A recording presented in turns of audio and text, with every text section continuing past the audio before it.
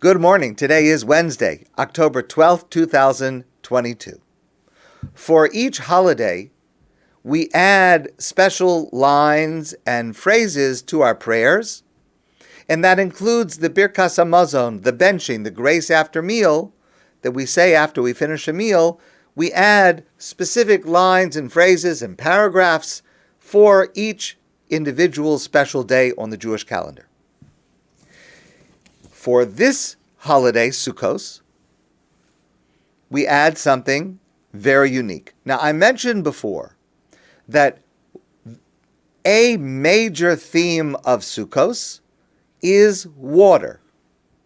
The specific needs of water in different parts of Israel, and praying for water for the entire world in the right amount, at the right time, and praising God for providing water that sustains all life.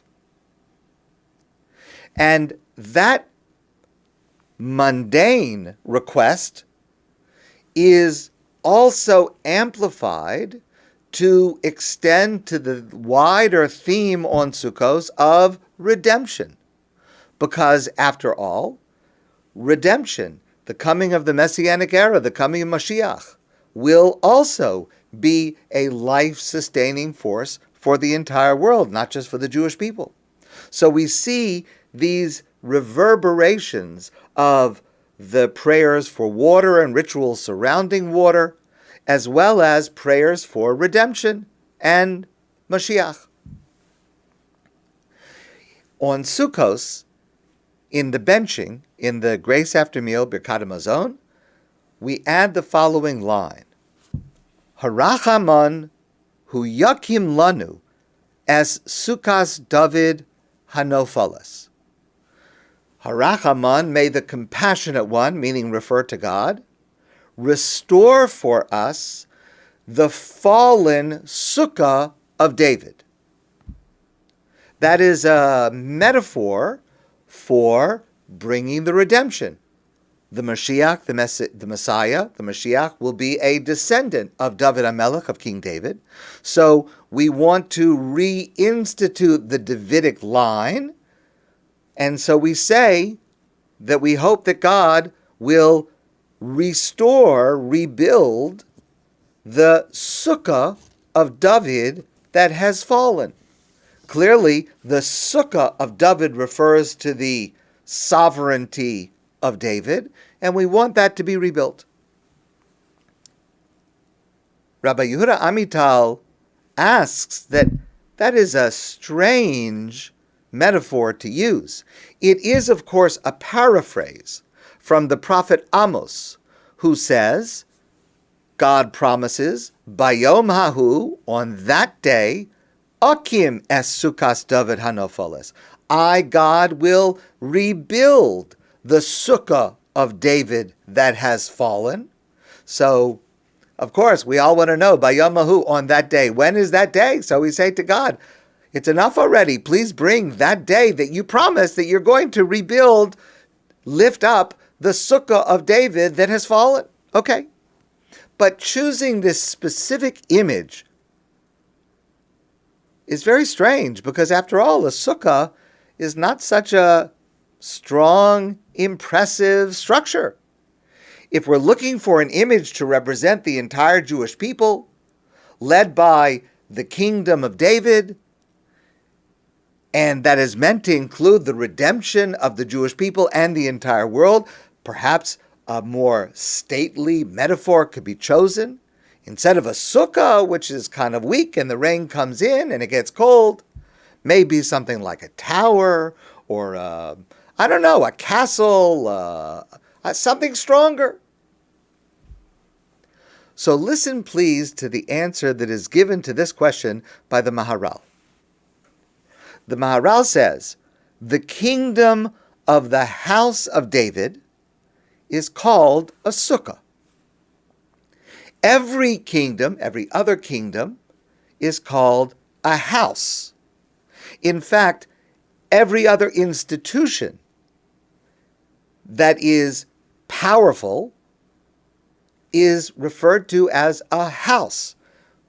The Torah refers to Beis Paro, the house of Paro, because it was very, very strong for many, many centuries.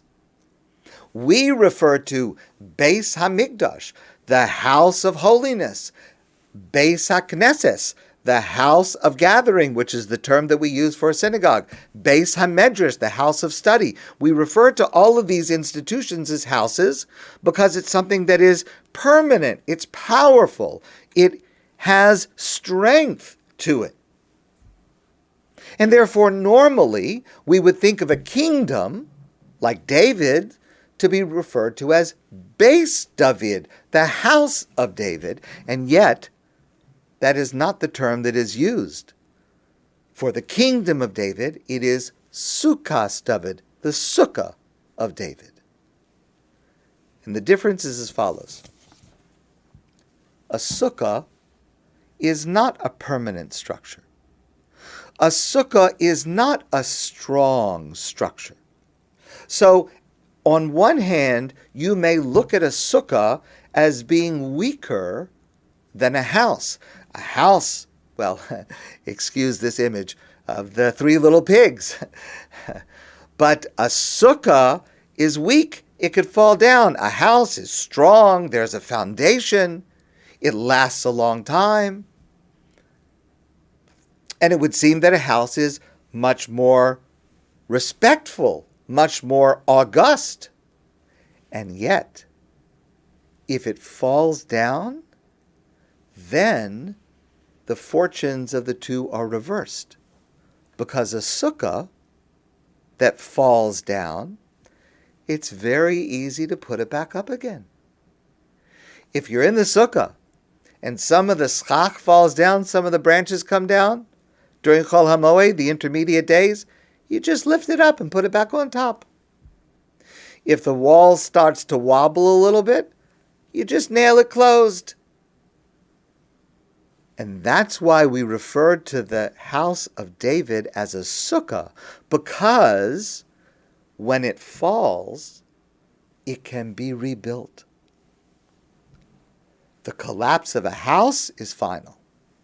A house falls down, that's it. You can build a new house, but that's starting over from scratch. It cannot be easily put back together if it falls down. And that is the reason for choosing this metaphor that characterizes the Jewish people and the kingdom of Israel. Because though a house is very strong, if it falls, it's gone. A sukkah is very fragile. The wind could blow it right away. And yet if it falls down, it will come back up. It can be repaired easily. Now it's a different kind of strength. A house has one kind of strength of durability. A sukkah has a different kind of strength. The strength of resilience. The strength of recovery. And that is the apt metaphor for the kingdom of David and for the Jewish people as a whole. We find this attribute woven into our daily lives in the way that we follow the lunar calendar. We are, as Jews spiritually, much more attuned to the cycles of the moon than to the rotation of the sun. Why should that be? We celebrate the cycles of the moon in a bracha, a blessing we say, every month when the cycle is renewed. We have a prayer, excuse me,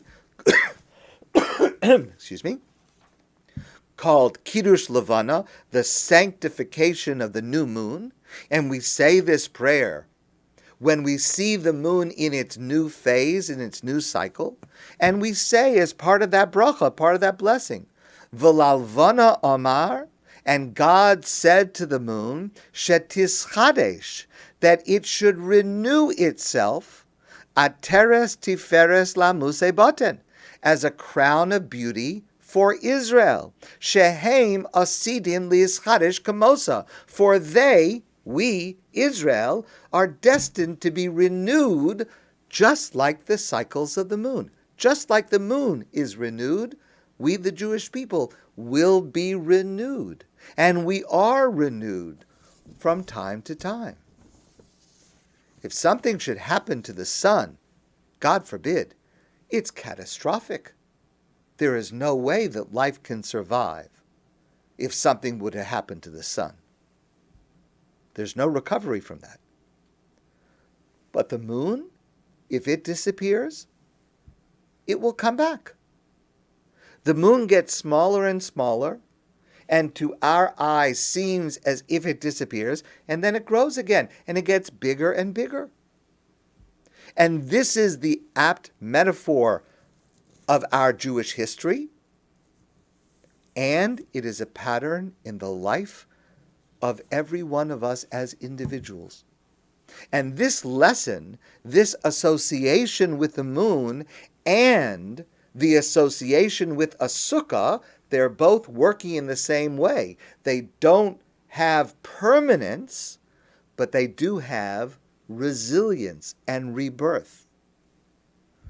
And this idea should sustain us and strengthen us in whatever we encounter in our lives, whatever challenges we face, both nationally and individually. These associations should strengthen us and sustain us through whatever we face. I heard this story from Rabbi Matisyahu Salomon. There was a man who survived 5 years in concentration camps during the Holocaust. And he was a religious Jewish man. And while he was incarcerated, imprisoned in the concentration camp, he could not fulfill any mitzvos. He couldn't keep kosher. There was no kosher food available. He couldn't keep Shabbos. He was required to work on Saturdays. He couldn't observe holidays. He couldn't keep any mitzvah at all.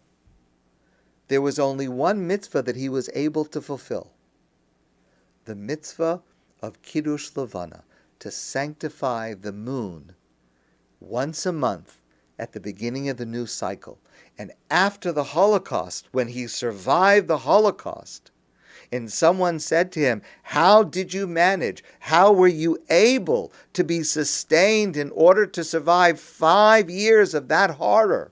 He said, "I had only one mitzvah, but that one mitzvah sustained me." The idea that I can say a blessing, that it may look dark now, but God will renew the cycle of the moon. God will rebuild the Sukkah of David that has fallen. God will allow me to overcome this horrible, horrible experience and to be able to experience freedom and redemption. I will get through this. We will get through this and be stronger than before. So sitting in our sukkah and saying this line, Harachamon hu yakim lanu es Sukkah David hanofalas.